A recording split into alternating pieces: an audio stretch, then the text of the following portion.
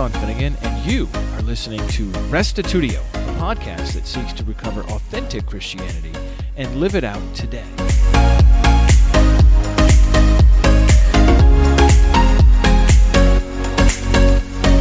In the latter half of the 2nd century, two kinds of Christians arose to defend the faith. On the one hand, apologists wrote defenses of Christianity directed at the Roman government. They responded to rumors, arguing that Christians were decent people who should be shown toleration. On the other hand, heresy hunters, or heresiologists, began to combat Christian groups that diverged significantly from apostolic Christianity, such as the Gnostics, Valentinians, and Marcionites. Today, we'll briefly cover this fascinating period of Christianity when persuasion, not coercion, was the means to defeat one's opponents. Here now is episode 486, Early Church History, Part 6, Apologists and Heresy Hunters.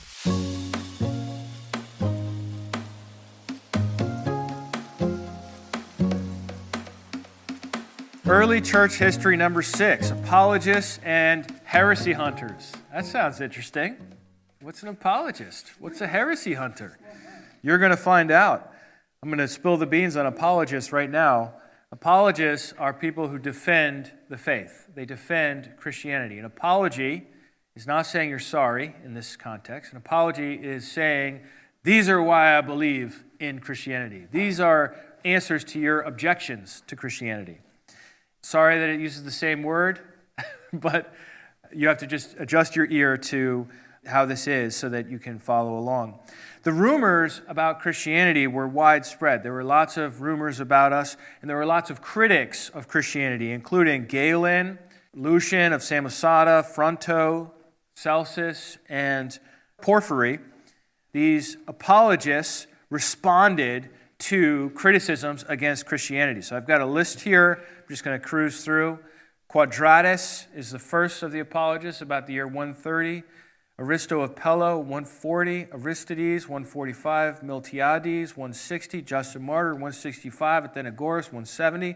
Melito of Sardis, 170. Appolinaris of Hierapolis, 170. Tatian, 180. Theophilus of Antioch, 180. And the Epistle of Diognetus, sometime between 150 and 225. You can see there's a lot.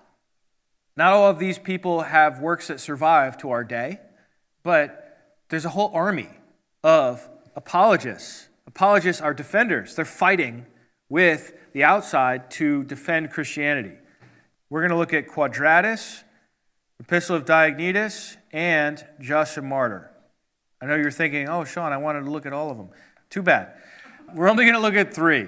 We're going to go somewhat quickly through the 3 because after the apologists, we've got to talk about the heresy hunters too. So we don't want to just get bogged down on one or the other.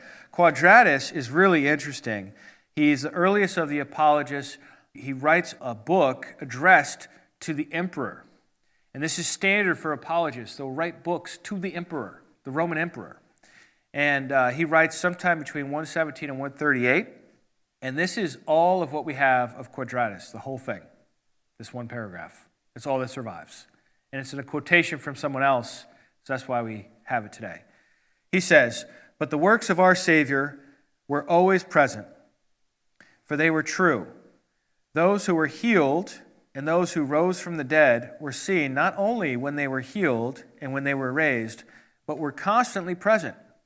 And not only while the Savior was living, but even after he had gone, they were alive for a long time, so that some of them survived to our own time." Quadratus is living in that time period between when some people Jesus had healed were still alive and the next generation when those people would all be gone. He's kind of a bridge person who, as an old man, can say to people, I met the girl Jesus raised from the dead. Or I saw the boy that Jesus healed. Because Jesus healed so many people that it would stand to reason that some of those people, if they were young when Jesus healed them, would still be alive many years later. And so Quadratus is building a case based on eyewitness reports of seeing people who were healed, and those people were eyewitness reports of Jesus himself. And you can do that if you live as early as Quadratus. But after him, that's not a strategy that's available anymore because eventually these people died, and we get other strategies to deal with accusations against Christianity, like the Epistle of Diognetus. This document is very hard to date, and it only survives in one manuscript. And actually, the one manuscript that we had got bombed in a war, but they had made copies of it before. So we barely even have this thing. And it dates anywhere from 117 to 313. Michael Holmes says to put it between 150 and 225. And there are lots of different ideas about who wrote the epistle to Diognetus. It could be Hippolytus, Aristides, or Pantaenus. Pantaenus we'll talk about next time. He's very important in Alexandria, Egypt. And we'll talk all about Alexandria in our next 2 whole sessions because Alexandria is so important for church history. But anyhow, the Epistle to Diognetus has responses to some of the criticisms against Christianity. And it's not unique to this epistle. You find it in a lot of the Apologists. They respond to these criticisms over and over again. The criticisms are as follows. Christians are incestuous because they call each other brother and sister. And you're married, and you're calling each other brother and sister. So they say Christians are practicing incest. And they say Christians are cannibals because we eat the body and drink the blood of Jesus. And they say Christians are politically subversive because they won't offer incense to the image of Caesar. They called us atheists because we don't worship the gods. So these are the kinds of accusations that were, and rumors. You know how rumors don't need a lot to work with, and they could just go viral, right? They might not have had social media, but they had the agora, they had the forum, they had the marketplace where people would gather and whisper and say, oh, that person's a Christian. They probably eat their baby. And so the apologists are defending against this. I want to share with you this one quote from Diognetus. It's just so cool. It's from chapter 5, the whole chapter, verses 1 through 17. It says, "For Christians are not distinguished from the rest of humanity by country, language, or custom." You can see how he's talking to outsiders, to non-Christians here. Verse 2, "For nowhere do they live in cities of their own, nor do they speak some unusual dialect, Christianese, nor do they practice an eccentric way of life. This teaching of theirs has not been discovered by the thought and reflection of ingenious people, nor do they promote any human doctrine as some do. But while they live in both Greek and barbarian cities, as each one's lot was cast, and follow the local customs in dress and food and other aspects of life, at the same time they demonstrate the remarkable and admittedly unusual character of their citizenship. They live in their own countries, but only as non-residents. They participate in everything as citizens and endure everything as foreigners. Every foreign country is their fatherland, and every fatherland is foreign. They marry, like everyone else, and have children, but they do not expose their offspring. They share their food, but not their wives. They are in the flesh, but they do not live according to the flesh. They live on earth, but their citizenship is in heaven. They obey the established laws. Indeed, in their private lives, they transcend the laws." Wow. "They love everyone, and by everyone they are persecuted. They are unknown, yet they are condemned. They are put to death, yet they are brought to life. They are poor, yet they make many rich. They are in need of everything, and yet they abound in everything. They are dishonored, yet they are glorified in their dishonor. They are slandered, yet they are vindicated. They are cursed, yet they bless. They are insulted, yet they offer respect. When they do good, they are punished as evildoers. When they are punished, they rejoice, as though brought to life. By the Jews, they are assaulted as foreigners. By the Greeks, they are persecuted, yet those who hate them are unable to give a reason for their hostility. They are assailed by the Jews as foreigners and are persecuted by the Greeks, yet those who hate them are unable to assign any reason for their hatred." Beautiful writing. Really powerful case You could feel the force of it that's being made that, guys, let's stop picking on the Christians. Let's stop arresting the Christians. Let's stop beating up the Christians. They're good people. That's what he's trying to get across to them. Specifically, government authorities. That's the target of all these different apologetic texts. Then we go to our third and final apologist, Justin Martyr. Justin is so fascinating. He lived sometime around 100 to 165. He was born into paganism, just a typical worshiper of the old-fashioned gods, Greek and Roman gods. And he lived in the area of Samaria, what is today called Nablus, in the West Bank of Israel, where you can go and drink water from Jacob's well, even to this day. Justin Martyr was an intellectual. He started out as a Stoic, and then he became a Peripatetic, and then a Pythagorean, and then a Platonist, and finally, a Christian. So he went on what we would call an intellectual journey of spiritual awakening, from one idea to another. He converted to Christianity, but he continued to wear the philosopher's robe, because he felt that Christianity was the true philosophy, so he should not stop identifying as a philosopher, because he finally found wisdom, true wisdom. He said that predictive prophecy is what convinced him to become a Christian, seeing predictions in the Bible that were then later fulfilled, which is interesting. He founded a school in Rome. He rented a room above a bathhouse, and a bathhouse in antiquity isn't a bad institution. It's a normal city facility, and you had the hot bath, you had the tepid. The hot bath was called the calidorium. Then you had the tepidorium, and then you had the frigidorium, which was cold water, right? And you that's something they did. They bathed publicly together. It wasn't sexual. It was just an enjoyable amenity that good cities had. And so he rented a room right above or nearby a bathhouse where he would have students and teach them his philosophy of Christianity. In the years sometime between 163 and 167, I put 165 here, he and 6 others were rounded up by the government and he was beheaded.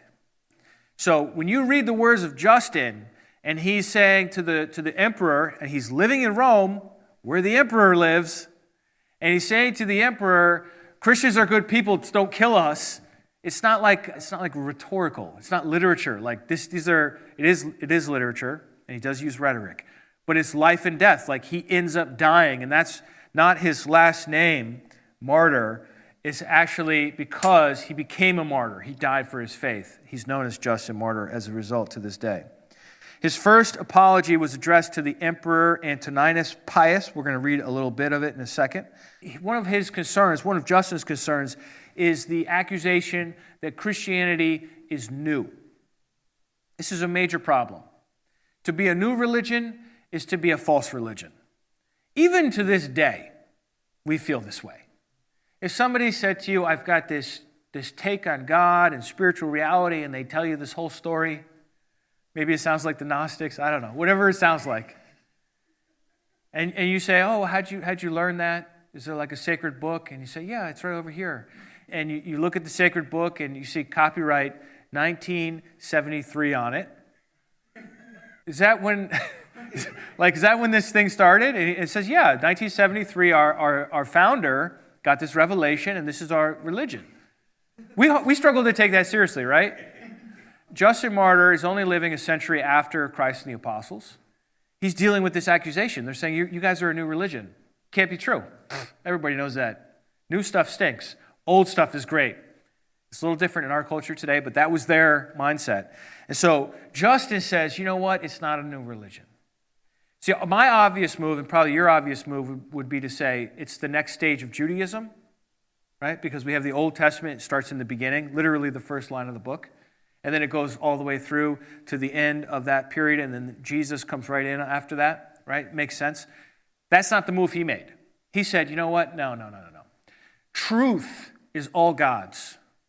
Doesn't matter if the philosopher understands truth or a religious person, it's all God's truth, revealed to them through his rational principle, which is a Stoic idea called the logos. So the logos is the principle that people are tapping into to gain truth, whatever truth it is they discover. And so he claims Socrates as a pre-Christian because Socrates had truth. You can only get truth from the logos who became a human being in Jesus Christ. And so Socrates and Jesus are connected. And so is Abraham and Heraclitus and Elijah. Pagan philosophers found truth and were inspired by the divine logos that became flesh in Christ. So Christianity, this is all Justin's idea, is foreshadowed by the philosophers. All right, let me show you his style so you can experience it for yourself. It's a great first sentence, not only because it's long, but because it gives you all the information. Are you ready? First Apology of Justin Martyr, chapter 1, verse 1. To the Emperor Titus, Aelius, Hadrianus, Antoninus, Pius, Augustus, Caesar, and to his philosopher's son, Vericimus, and to Lucius the philosopher, Caesar's natural son, and Pius's adopted son, a lover of culture, and to the sacred Senate, and all the Roman people. On behalf of people of every nation who are unjustly hated and grossly abused, I, Justin, son of Priscus and grandson of Bacchius, from Flavia, Neapolis, and Syria, Palestine, myself being one of them, have drawn up this address and petition. It's a great first sentence. It's fun to read, right? Second sentence. Reason dictates, and I do have an ellipsis or two in there, so it's probably more than just one sentence, just connected together. Reason dictates that those who are truly pious and philosophers should honor and love only the truth, declining to follow those who do or teach unjust things. So you then, since you are called pious and philosophers and guardians of justice and lovers of culture, listen in every way, and it will be shown if you are such. For we indeed reckon that no evil can be done to us unless we are proved to be evildoers or shown to be wicked. You are able to kill us, but not to hurt us. Look, it means, I'm impressed if you say this, right? But it means so much more from a guy who literally got arrested, beaten, and had his head chopped off by the very people he's writing this to. Like, he lived this. I don't know, it's just so impressive to me. Not that I agree with everything Justin says, by the way. I disagree with him a lot, okay? But I'm trying to present you, Justin, as Justin. So, his other book that's very significant for us is called The Dialogue with Trypho the Jew. And it's a story about, and nobody knows if it actually happened or not, doesn't matter. It's a dialogue between Justin and Trypho, and the story is that Trypho has just fled from the Bar Kokhba revolt of 135, when Jerusalem got destroyed by the Romans. And he's fleeing, and he's coming up north, and he runs into Justin. And Justin is this philosopher Christian dude, and he says to Trypho, what's going on? Trypho's like, I'm escaping from this, and they start having a religious dialogue. And the whole point is Justin's trying to make Trypho into a Christian. That's the whole basis of the book. But the book ends up being an apology to Jews. In other words, a defense of Christianity to Jews, because Jews are looking down on Christianity. And in the 2nd century, the Jewish synagogue was like the modern-day megachurch, and the Christian church was kind of like the upstart, in an apartment above a bathhouse, not a fancy place, small home gathering, okay? So the Jews were in more of a position of power at this point in the 2nd century. I mean, they literally just rebelled against the Roman government for the 3rd time. Like, these people are not wimpy. They're tough people. And so Justin is trying to defend Christianity against this accusation that Jesus is not a real Messiah. Because if he was the real Messiah, where's the kingdom? The Jews ask that over and over again, and Christians have to respond. You have to say something. Christian says to the Jew, I believe Jesus of Nazareth is the true Messiah. Jew says to Christian, where is he? Christian says, he's in heaven. Jew says, well, Messiah is supposed to rule on earth. What's he doing in heaven? Right? I mean, you could just imagine these conversations. And so this whole book is kind of like an apology or a defense of Christianity to Judaism. And in the process, Justin, I'm not 100% sure, but I think he actually is the one that invents the concept of heresy. Before Justin, heresy is a school, a faction, a sect. It's not a group of people that believe something weird, okay, which is what we think of as heretics today, is a group of people that believe some unusual teachings. Justin is the one that really develops that understanding. And he does that in the conversation with Trypho, because Trypho asks him at a certain point, he says to Justin, do you really think, you Christians, that Jerusalem is going to be rebuilt? And that the prophecies of the Hebrew prophets, that there's going to be a kingdom on the earth and all this stuff, do you think that's really going to happen? And Justin does not flinch. He says, absolutely, 100%. But there are some of us, and I don't want you to confuse us with them, that don't believe this. And this is the part I want to quote to you. This is from Dialogue with Trypho, chapter 80. And this is the Thomas Falls translation. Those who blaspheme the God of Abraham and the God of Isaac and the God of Jacob by asserting that there is no resurrection of the dead, but that their souls are taken up to heaven at the very moment of their death, do not consider them to be real Christians. Just as one after careful examination would not acknowledge as Jews the Sadducees or similar sects, whereas I and all other holy Orthodox Christians feel certain that there will be a resurrection of the flesh, followed by 1,000 years in the rebuilt, embellished, and enlarged city of Jerusalem, as was announced by the prophets Ezekiel, Isaiah, and the others. So Justin is saying to them that this one belief, resurrection from the dead, is a key to identify fake Christians, which is just what the word heresy means. It's a sect or a faction of Christians that are not real Christians. He's the first person to make this kind of a move. And if you really think about it, this particular doctrine is so brilliant. It's so brilliant because by saying you have to believe in resurrection instead of your soul just going up to heaven, he automatically excludes all these different kinds of Gnostics that were all teaching this, that you're really supposed to go to some higher plane of existence when you die. He's excluding them and the Marcionites, who are saying the same thing but have a totally different religious system, and the Valentinians, and all these other different groups. He's able to exclude all of them with one point on his statement of faith. And so from him to this day, Christians, we have statements of faith. And we use the statement of faith to figure out who's in and who's out. And probably most people who look for a church, they move to an area, they look for a church, they look at the church website, they go to statement of faith, they say, is this the kind of church that agrees with what I believe is true or not? Justin was the first one to make that move. So I figured I'd mention it as we come across it. He had written another book called The Syntagma Against All Heresies, or Catalog Against All Heresies, and that has been lost. This is really clear here in the dialogue with Trypho, which is a good point for us to introduce heresy hunters. The boring term for heresy hunters is heresiologists, okay? But who wants to say that? Heresy hunters. We've got Justin in 140 to 160, Irenaeus in 180, Tertullian in 200, Hippolytus in 200, Eusebius in 324, Epiphanius in 375, Theodoret in 452, just to give you a sampling of heresy hunters in the first 500 years of Christianity. Heresy hunters or heresiologists are Christians who want to list out all the different groups that they disagree with and their beliefs and why they're wrong. Does that make sense? So these books are kind of boring to read because they're not very nice or respectful. They're like, what an idiot. How could you believe that? That's more the tone you get in these heresy documents.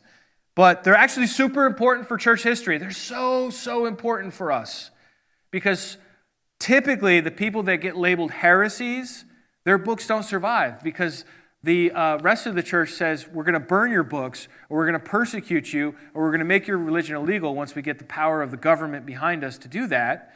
And so the heresy books are the only books left that tell us about all these other beliefs. So it actually has the opposite effect for church historians. We wouldn't even know about these people if you didn't write this book and go into all this detail explaining their beliefs. So it's kind of hysterical that it did the opposite. And the other thing that happens, and we'll see this with Irenaeus, is that the heresy hunters inevitably, depending on when they write, become heresies themselves as the church continues to develop and change its beliefs. They look back at him and say, oh, he was a heretic too. Which is funny. So what are the arguments that heresy hunters make against other Christian groups? Well, here are a few standard arguments. Your beliefs are too complicated. That's just too complicated. All that Achemoth and Yaldabaoth and Christ is different than Jesus. It's too complicated. Come on. And they trace their beliefs to a heresiarch. A heresiarch is the leader of the heresy. So if you can label a group, you can dismiss a group. So you notice when I called the Valentinians, that's a group, that's not what the Valentinians called themselves. You know what they called themselves? Christians. And if you really squeezed them, they would say we're the spiritual Christians. They get labeled by the heresy people, the heresy watchdogs, they get labeled as Valentinians because if they can associate somebody with Valentinus, and they can say a story about Valentinus and how he's a bad guy, then all the people that are associated with him are all excluded from Christianity and are marginalized and are no longer a threat. So this is the major strategy to use, is to call a group by the name of the leader, the heresiarch. Number 3 strategy to deal with heresies is to say that they have an unnatural interpretation of Scripture, or that they can't trace their beliefs back to the apostles. This is kind of hysterical because Valentinus is alleged to have learned his doctrine from Theudas, who learned it from Paul the Apostle, and another heretic named Miltiades learned from Glaucius, who learned from Peter. So the heretics actually have only one generation between them and an apostle. And the heresy hunters are saying, oh, you can't trace your beliefs back. And yet, the heretics, at least early on, can. And everyone starts doing this. They start tracing themselves back. Be like, well, I was taught by Polycarp. You know who Polycarp was taught by? The Apostle John. So what you got? So there's this comparison of what later becomes called apostolic succession. They also said that perverted truth leads to perverted morals, and that new generations recycle old heresies. So if you could say, oh, well, Eduardo's beliefs, that sounds just like this heresiarch. That sounds just like Saturninus. You're a Saturninian. That's what you are. And now we can just dismiss Eduardo. Right? It's a strategy for dealing with competitors. That's what heresy stuff is all about. I'm not totally against it either. I mean, as we'll see with Irenaeus, this guy stands up against all the Gnostic stuff we were just reading about, our last session, and he details it all and disproves it because somebody needed to do that. So it's not, I'm a little tongue-in-cheek with the heresy guys because so-called discernment ministries today are super annoying. They tend to destroy rather than build up. I think you've got to hold the line, but at the same time, you want to be constructive too. I'm getting my own opinion in here. Oops. Let's move on to Irenaeus of Lyon. Irenaeus of Lyon lived from 130 to 202 or thereabouts in France, modern-day France, but then it was called Gaul. And he was the most important heresiologist of the 2nd century. He wrote a book called The Refutation and Overthrow of Falsely Called Gnosis. So he won't even grant that they had knowledge. It's falsely called knowledge. But we typically refer to Irenaeus' book as Against Heresies. It's just short and sweet, and it's a very long book, and it survives today in a Latin translation, which then gets translated into English or whatever language you speak. Irenaeus so subsumed Justin's work on heresy that everyone stopped copying Justin's book, and they just copied Irenaeus' book. And that's kind of standard that, say Justin writes 20 years earlier than Irenaeus. Irenaeus goes to write his book of heresies. He's like, all right, well, let me copy all of Justin's stuff and then add all the new stuff that we've had since then. And then a century later, somebody's like, give me that Irenaeus book. I'll copy that, and then I'll add all my own to it. And so they get longer as time goes on as well. In Against Heresies, Irenaeus attacks a whole smattering of different groups, including Valentinus, Marcus, Ptolemaeus, Saturninus, Basilides, Carpocrates, Cerinthus, the Ebionites, we talked about them, the Nicolaitans, Serdo, Marcion, Tatian, the Encratites, the Orphites, the Sethians, the Cainites, and many more. And that's just book 1 of 5 books. Wow. And then, after he explains all these different belief systems and identifies them, it's almost like a biologist, like identifying species of animals, right? Like, this is all their beliefs, and we're going to call them Orphites. Yeah. And then these ones over here, they're Cainites. And these ones are Sethians, right? So you've got this taxonomy and then a description, and then he's going to disprove them.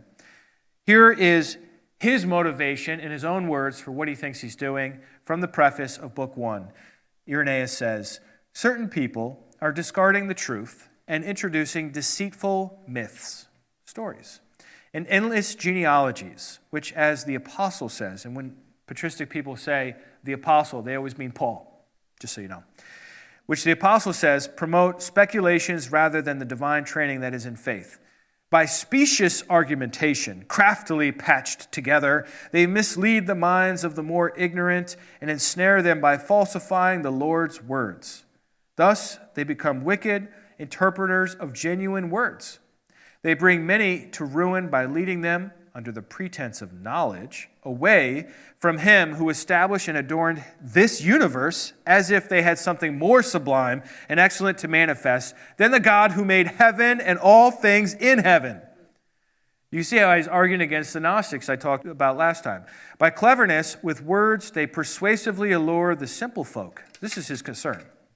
The simple folk, to this style of searching, but then absurdly bring them to perdition by trumping up their blasphemous and impious opinion against the Creator. The fact that the Gnostics say the Creator is an evil God is absolutely offensive to anyone who accepts the Bible's teachings. In this matter, they just cannot distinguish what is false from what is truth.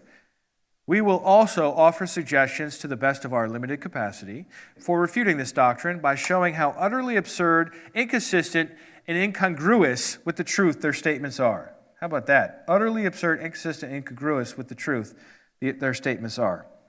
So that's what Irenaeus thinks he's doing. Ironically, by later standards, Irenaeus himself is heretical too. And I will return to that later, okay? Especially when we start to look at the Trinity and Nicaea and the Council in 325. Let's review. Number 1, apologists focused on defending Christianity against outsiders by writing to the Roman authorities and laying out their case for toleration. That's all they're asking for. Stop killing us. That's all Justin said. Like, you can kill us, but you can't hurt us. And then they killed him.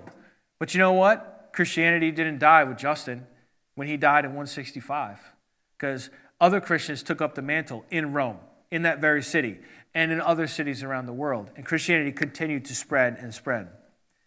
Getting excited. Justin Martyr taught that Christianity had continuity with Greek philosophers who also accessed the Logos. Heresy hunters, or heresiologists, defended Christianity against insiders who had differing beliefs from theirs. So you see the difference here. The apologists are dealing with outsiders, and the heresy hunters are dealing with the insiders who had differing beliefs from theirs. Christians fought heresy by using key beliefs they knew their opponents couldn't affirm, and by labeling them. Justin and Irenaeus emphasized resurrection and an ultimate kingdom on earth to exclude those who held varieties of Gnostic beliefs. And in our next session, we're going to look at Alexandria. Alexandria, Egypt, and 2 people in particular, Clement and Origen, 2 massively influential Christians. Clement is a contemporary of Irenaeus. Irenaeus is way out west in Gaul, and Clement is way down south in Egypt. And Justin's over here in Rome, right? So these are very different places in the world, but they're all happening at the same time. And there's just no way to tell you all of it at once. Because at the same time as Valentinus is in Rome, Justin's in Rome, and so is Marcion. Like, all these things are happening in the same place at the same time. And it's just a wild, wild century to study together. So we'll look at Origen of Alexandria and Clement of Alexandria next time as we continue through our journey of early church history.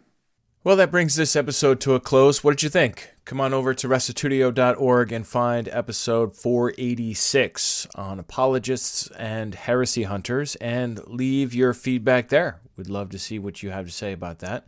On our last episode, Gnostics and Valentinians, a number of people did comment in on the Facebook group. One person said, "I listened and my head exploded." An understandable response to the insanely complicated world of the Gnostics, especially the Sethian Gnostics. That was Suzanne. She goes on to say, "Reminds me so much of the ancient Near Eastern legends like Gilgamesh." Michelle wrote, "Serious question. Unless I am a history buff as a Christian in the 21st century, why would I want to understand theological and Christological development in the 3rd and 4th centuries, especially in Alexandria?" I wrote back to her, "Why seek understanding of anything? For me, it starts with curiosity. I simply ask the question, why? Why are most churches Trinitarian if the Bible is not? The next question is when, quickly followed by how. The Gnostic speculations are part of the answer of how Christianity got off track. Alexandria is ground zero for the multiple mutations that eventually produced an eternal and co-equal Christ. Secondly, beyond just understanding what happened, there's the apologetic answer.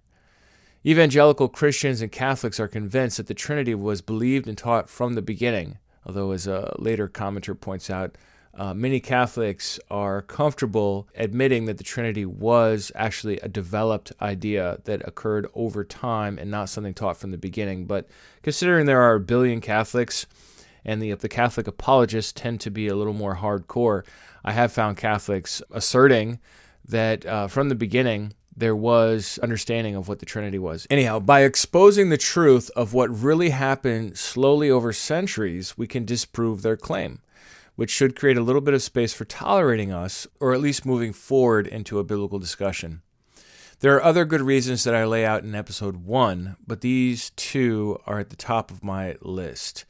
This is something that I bring up with people over and over again, and I'm not sure exactly why this needs to be the case, but I'm used to it. I can certainly say that. I mean, I'm the guy that decided to spend my graduate work on early church history.